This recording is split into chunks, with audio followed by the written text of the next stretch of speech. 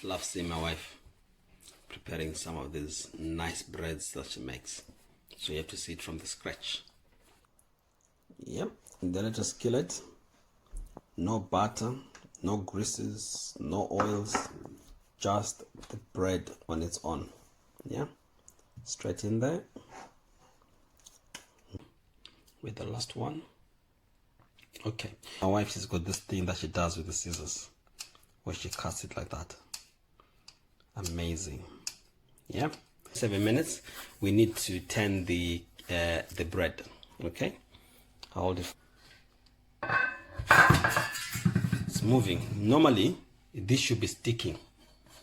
Yeah, see, nothing. It turns. You don't need to put oil. There you go. Yeah, because this is an oven, so you have to turn the bread. You have to help it. So we're making it brown the other side, obviously, because the heat is coming from the base and not the lid. So that's why we are turning the bread. So anyway, okay, let's see how far. Wow, that is the color that we want. If you want it more brown, okay, you have to leave it on a bit longer, but I like it like this. Yeah, because it's already done. It's hot.